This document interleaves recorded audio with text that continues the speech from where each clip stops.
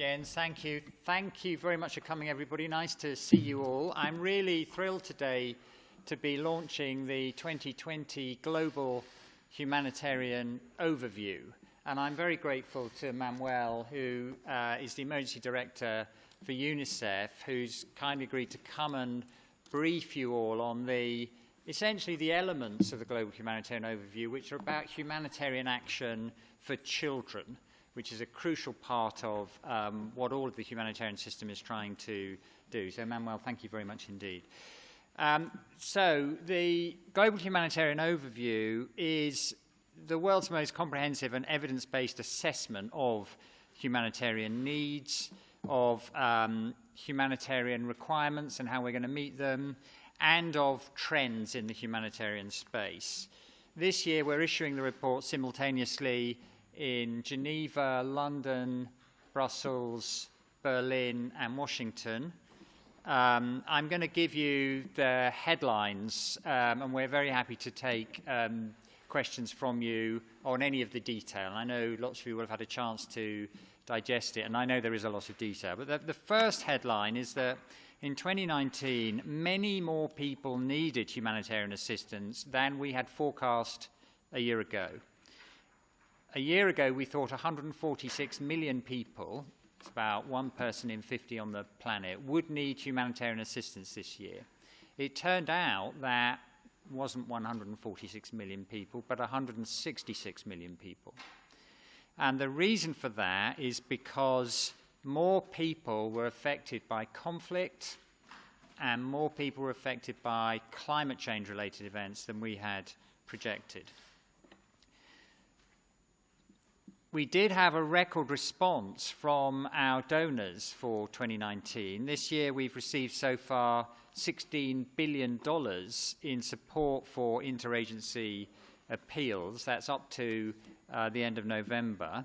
That's $2 billion more than we received at the same time last year. And I do want to go on record again as thanking our donors, all of whom do this on a voluntary basis, for their support. We have also, again this year, seen a decline in compliance with international humanitarian law. Armed conflicts are killing and maiming a record number of children. More than 12,000 children, in fact, were killed or maimed in conflict in 2018, and 2019 has been worse. Children in these conflicts are becoming a lost generation. Women and girls are at higher risk of sexual and gender-based violence than we've seen in the past. 1 in 5 people living in conflict areas have a mental health condition. And one of the things we've done in this year's report is give a lot more focus to mental trauma and the need for psychosocial support for people caught up in crises, just as we've given a bigger focus this year to women and girls and people with disabilities. We're also seeing an increase in the number of attacks on health workers and aid workers and healthcare facilities. There were 791 attacks against health workers and healthcare facilities in the first 9 months of 2019, resulting in 171 deaths. In 2018, by contrast, so you see the scale of the increase, there 131 aid workers were killed and 130 kidnapped in 400 attacks. So there's been a very noticeable increase in attacks on aid workers. The second headline is about some very clear emerging risks and trends.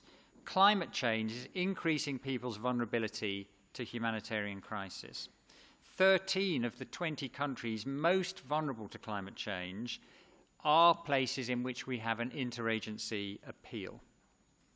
Infectious diseases are becoming more prevalent and harder to control because of weak health systems and conflict and lack of access to immunization. In fact, in Africa, in the first 3 months of this year, there were 700% more measles cases than in the same period last year. In 2019, 33 low-income countries were in or at risk of debt distress, and of those, 12 countries in which we have appeals are home to 40% of the people in need of humanitarian assistance. So the state of the global economy plays straight into humanitarian need, and we are concerned that a global economic slowdown could further increase vulnerability in countries already experiencing economic stress and debt problems. The third headline is about our projections for 2020. In 2020, nearly 168 million people will need humanitarian assistance and protection. That represents about 1 person in 45 in the planet. It is the highest figure for decades. The situation is going to keep getting worse unless climate change and the root causes of conflict are better addressed. On current trends, our projections show that more than 200 million people could be in need of assistance by 2022. Let me say a word now about some of the major crises we are going to be dealing with. Yemen is still going to be the world's worst humanitarian crisis. The number of people in need is expected to remain close to this year's levels. That's around 24 million people, 80% of the population. We will again be running the world's largest humanitarian response operation in Yemen, despite huge operational challenges we face across that country. The conflict in Syria continues to drive the world's largest refugee crisis, with 5.6 million refugees in countries neighbouring Syria. In addition, there are more than 6 million Syrians who are displaced inside their own country.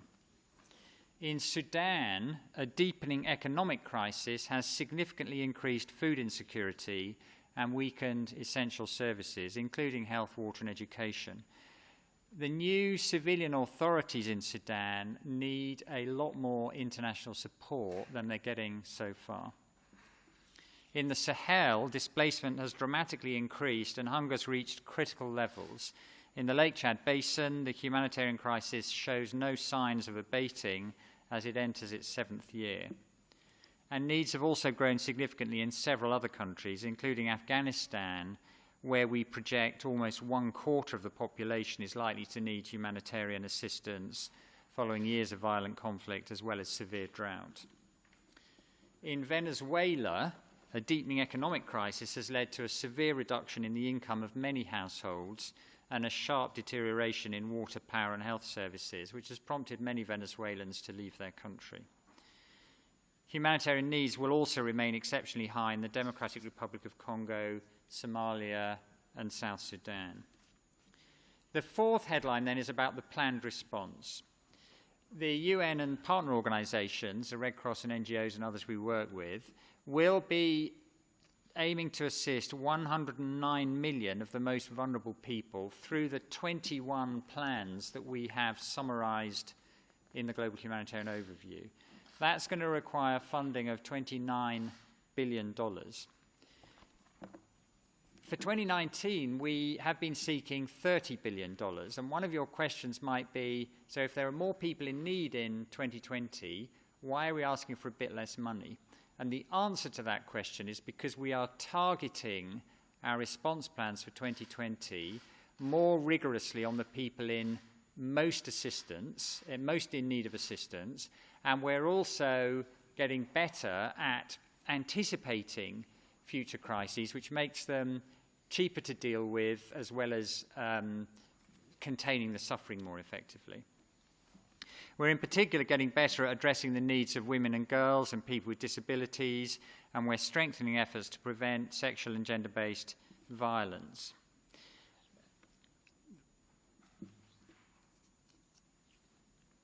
We're setting out in the plan, and I'm happy to answer more questions on this, some further plans for improving the efficiency and effectiveness of the humanitarian system. Some of you may have seen, I gave a lecture at the London School of Economics yesterday on how to make the whole system much more anticipatory. Traditionally, humanitarian action has responded to problems. We now have the data and financing vehicles and a delivery system which can anticipate more problems than we've had in the past, and that's going to be one of the priorities for 2020. So those are the headlines. I just want to say that the GHO is based on analysis from hundreds of data sources and reports, including information from national governments. And crucially, it includes information we get from face-to-face interviews with hundreds of thousands of people who are affected by these crises, including especially interviews we do with women, with elderly people with disabilities, and with internally displaced people. It represents the global collective response across the UN, NGOs, and others. So it's a comprehensive, aggregated assessment of need and how to respond to the need. Thank you. Let me now hand over to Manuel to give you the highlights for children. Thank you very much, Mark, and thank you very much, everyone, for being here. As you said, the needs are increasing, and the numbers are rather staggering, in particular when it comes to children, whether they're uprooted, whether they are children suffering from violence and hunger. This year, we're marking the 30th anniversary of the Convention on the Rights of the Child. I'm sure this has been part of the discussions here over the past few weeks, and at no point in the 30 years have there been as many conflicts as there are today, actually. So obviously the impact on children is huge, but also the impact on a number of areas and domains like education that has become increasingly under attack, or access to water that have become increasingly under attack. So this is why we're launching now our Humanitarian Action for Children, which is largely a subset of the overall UN appeal for 2020. It is the largest ever since we have actually started, and it's actually more than three times higher than what it was 10 years ago. Now, our plan for 2020 is going to be reaching 58 million children, 59 million children, which is the highest number we've ever targeted, but also what is in 64 countries. But what is also interesting is out of this 59 million, 2 million will be children with disabilities. And I think, as Mark mentioned, this is part of the domains in the areas of leaving no one behind, and how do we make sure we reach out to those actually the most in need and target them better and more efficiently. So obviously, if we're here, it's because we need more funding and we need more support to be able to meet those increasing needs. But I think the point we also want to make is beyond more, we also want better funding. And for us, that's quite important, funding that helps us reach children faster and for as long as they need support. It's also funding that helps us reach children more equitably, making sure we don't, some crises and some children do not get forgotten in the process. We know some appeals have got better funded than others, so be more equitable, and also, as Mark mentioned, to be better prepared to anticipate and address needs earlier as much as we can. Funding that will allow us ultimately to be more cost-effective, have a more cost-effective response, and obviously reach greater numbers of children in need of services and protection in general. This is, and again, it is funding about anticipation, but it is funding to be able to help us be there when the disasters strike at the very beginning of the response, and continue over multi-years, continue to actually bring the assistance in the longer term. So multi-year funding in general.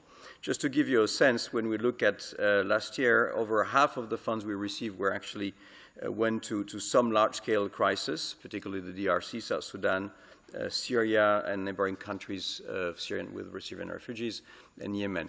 And if you look for UNICEF in 2019, as it was actually in 2018, the truly flexible funding we have received, so this funding that allows us to be more equitable, faster, more predictable, was only 2% of the funding we received. So the truly flexible funding we received was only 2% of the overall funding we've received in general. But we believe this is possible. We believe that this is essential.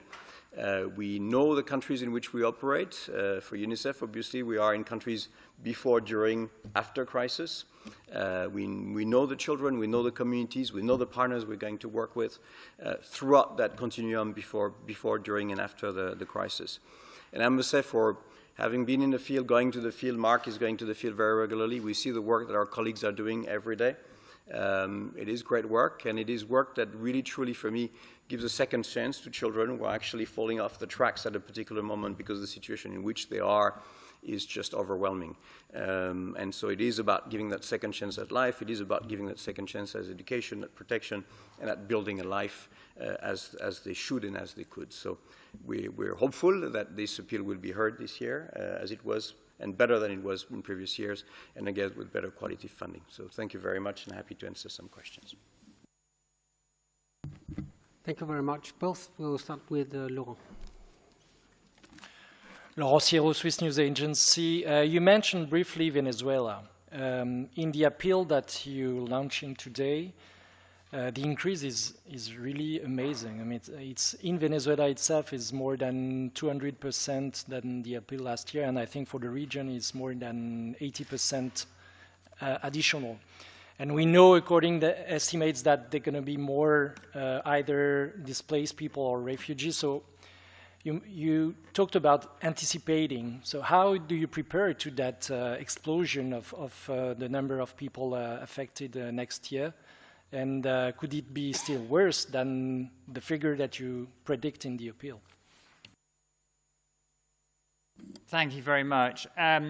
Yes, we are projecting a need for substantial increase in humanitarian assistance for Venezuelans inside their country, but also for Venezuelans who've left their country. You know, it's roughly a doubling of assistance needed for Venezuelans who've left the country, including some who we think will continue to leave. Last year, for this year, for 2019 year, our appeal for that's about $740 million. It's led by the UN High Commissioner for Refugees and the International Organization for Migration. And for next year, it's going to be $1.35 billion. We have made a degree of progress during 2019 on securing funding for the refugee part of the appeal, but we do have a long way to go. As regards inside Venezuela, we had an appeal for the 5 months beginning in August 2019 for the remainder of the year for $223 million. But we do think there is a need for substantially more assistance, which is why our appeal for the whole of 2020 is for $750 million. As I saw myself when I was in the country a month or so ago, with the $150 million we've been able to raise this year, UN agencies and the Red Cross and NGOs have been able to do some essential life-saving work. We've been involved in immunizing 8.5 million people against killer diseases, for example. We've provided antiretrovirals to tens of thousands of people, assistance with dealing with malnutrition for thousands and thousands of people, and many, many hospitals and health centers, some of which I visited, we've been able to supply drugs and medical consumables and other support to. But the needs are substantially outstripping the resources we have at the moment, and that essentially is why we have a much bigger appeal for next year. The humanitarian agencies are up and running and present in Venezuela. The main thing stopping them doing more life-saving work is the shortage of funds. Thank you very much. And thank Laurent for introducing yourself. I'll ask others to do the same, and also to whom your question may be addressed, maybe to both. DPA. Hello, it's Christiana with DPA, German press agency, and my question is to Mr. Lowcock.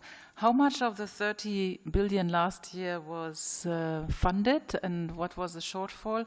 And what are your provisions if you see a similar shortfall next year? Does that mean fewer people will be reached, or the same number of people will get less aid? What exactly are your plans for an expected shortfall? So we've received in total, as I said earlier, something like $16 billion so far this year. What we'll have to see what the final outturn is, because December normally we have reasonably positive fundraising. So something like 55% roughly of what we've been seeking we have received. Now, as you know, what happens when donors respond to our response plans is that they decide what elements to finance. So what gets financed, you know, which wonderful UNICEF program gets financed and which terrific WFP program gets financed in which countries. That is a decision that donors largely make. What we do with about 10% of the money, which is channeled through my office, through the Central Emergency Response Fund and the other funds I manage, is we try to deal with the most underfunded elements, as well as trying to respond first when there's a new problem, as we had in Mozambique with the huge hurricane Idai, cyclone Idai in March, which we didn't have a plan for in advance, obviously, because we only got 3 days' notice. So what we try to do with the central funds, like the SURF and the country funds I managed, is to be first, but also to fill in the gaps. If we're substantially underfunded, then the response plans, which are the underfunded ones, will be places in which people don't get the help they need, and so their suffering will increase and the loss of life will increase. The humanitarian system is very effective. When you add everything together, this year we'll reach 100 million people.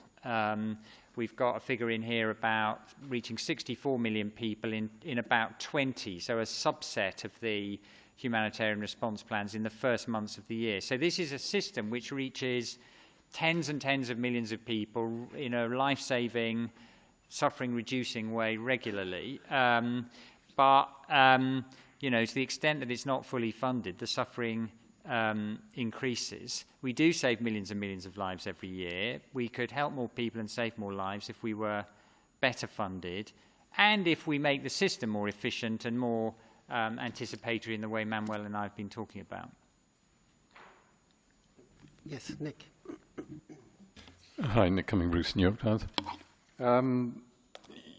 You say this is a slight reduction. What you're asking for 2020 is a slight reduction.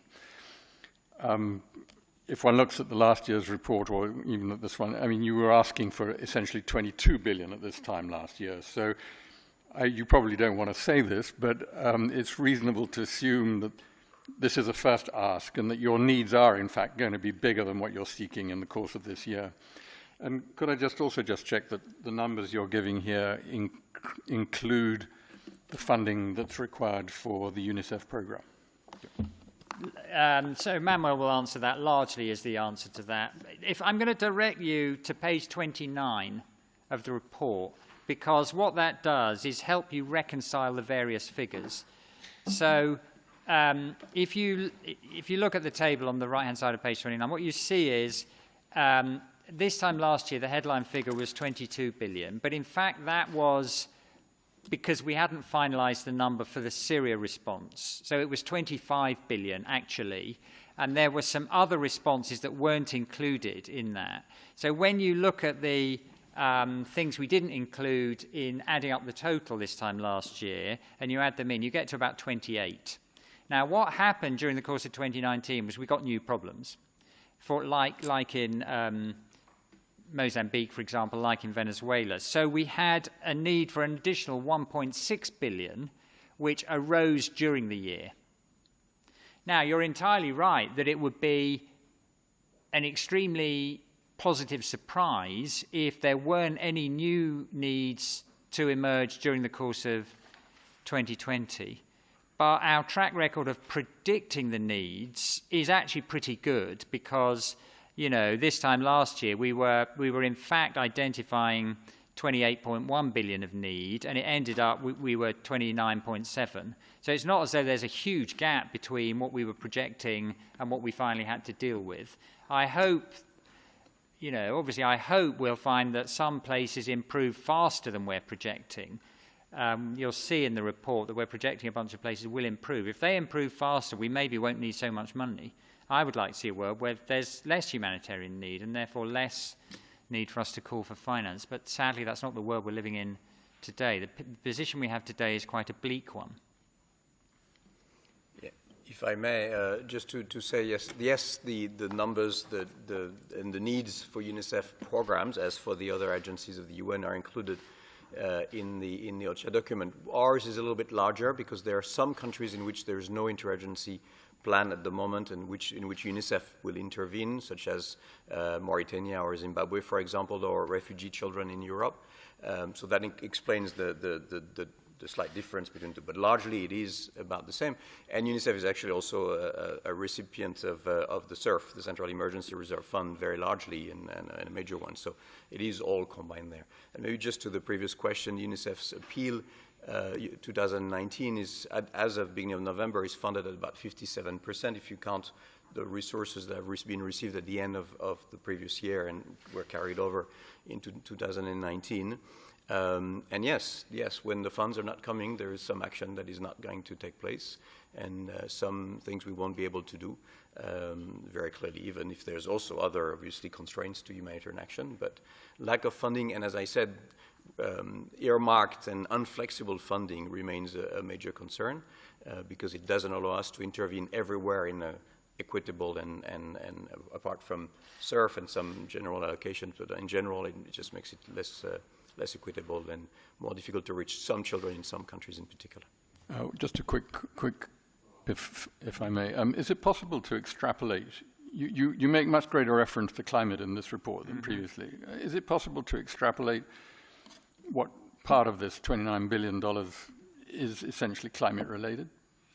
It's very difficult to do that, partly because a lot of the places we're talking about have multiple causes. So, one of the reasons why there's conflict in the Sahel and Lake Chad Basin, for example, is because there's competition over resources, which is made worse by climatic factors. So it's difficult to unpick. There are some situations we're dealing with. I mean, we're projecting there'll be an El Nino in 2020, as there was in 2010, 11, and 2016, 17. We know that will lead to heightened risk of humanitarian need arising from drought in southern Africa and heightened risk of humanitarian need in the Horn of Africa. Now, that's a climate-related event, but it's difficult to, and we know there are more of them. There's no question there are more of them. It's difficult to disentangle every cause of every problem, though.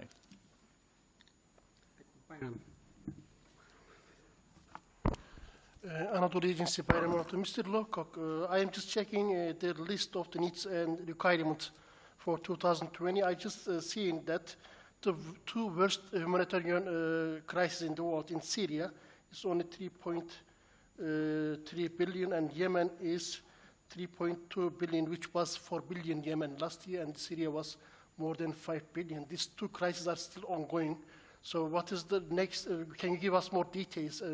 Are you going to increase these requirements for these two countries? Thank you. So actually the position on Syria is roughly the same as for 2019.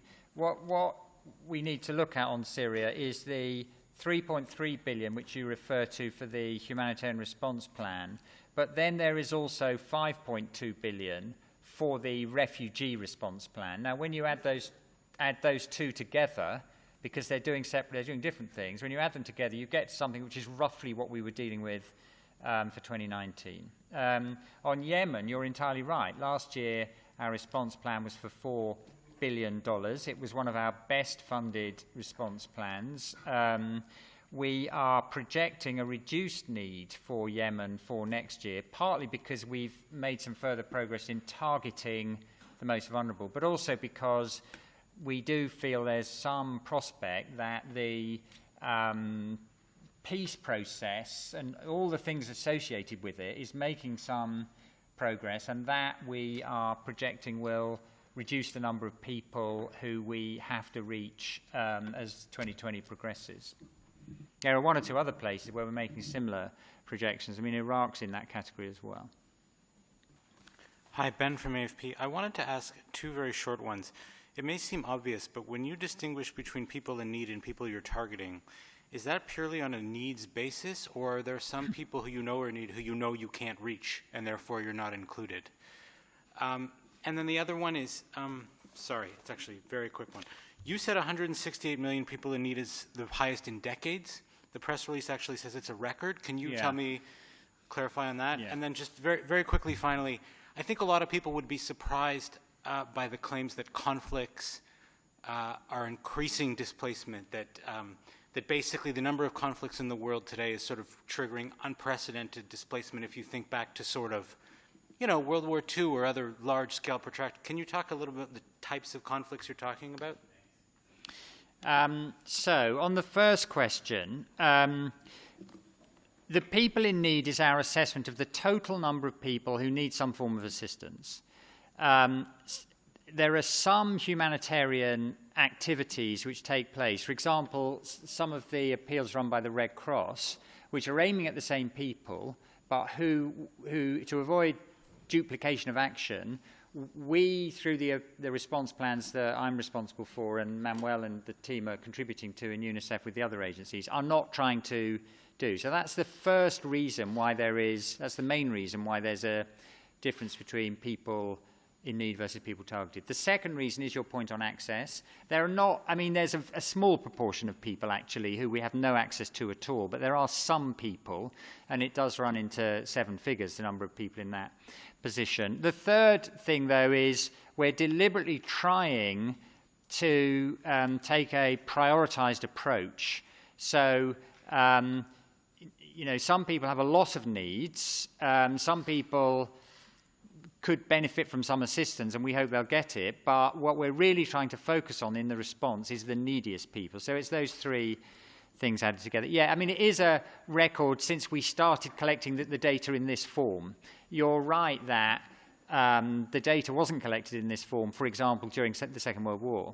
I don't know. I'd have to look at the displacement figures. Obviously, loss of life during the Second World War was hugely higher than in the problems we're dealing with and conflicts we're dealing with now. But I think it's quite difficult to compare. What I'm talking about is the modern era, really. And it is a record in the modern era, to give you the soundbite, possibly I don't know if you're looking for. But I'm surprised if people who follow these issues closely are saying they're surprised that conflicts are causing so much displacement. I mean, that's what we're seeing everywhere we go, every day we go there. And there's, you know, conflict has increased dramatically during the course of the current decade. And it is the biggest reason why, you know, needs are 4 or 5 times as much as they were, as Manuel said, a decade ago.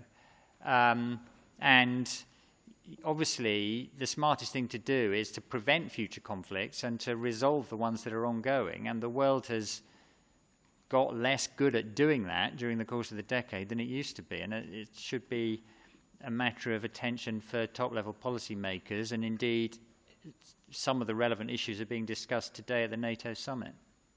If I may, just on the issue of targeted and children and people we have no access to. I mean, obviously, we're certainly not giving up on trying to access people we have difficulties accessing at the moment collectively. And so obviously also targets will evolve and change, but we're certainly not, setting that as an obstacle or failure. We certainly want, and I think we need also to make that point that the cost of doing business tends to increase in humanitarian action these days. It's more difficult because you want to get access, because you want to be out there, because you want to have colleagues in remote locations, and for them they need to be, have communication, they need to have protection means, and doing that kind of, remote and close to people work is costly, and I think we need to make that point. So yes, we're trying to be more cost effective in general and reduce our costs, but at the same time, it's important to make the point that humanitarian action is becoming more difficult and also more expensive, which explains some of the increasing in costs as well. Thank you. So I think we'll take the last question. Yes. Very briefly, and just a clarification, the record in modern times, what is modern times here? I think you can safely say since the Second World War, but vis-a-vis the debate we've just had. Great. Thank you very much, everybody. Thank you for your support in trying to draw attention to these problems and what we can do about them.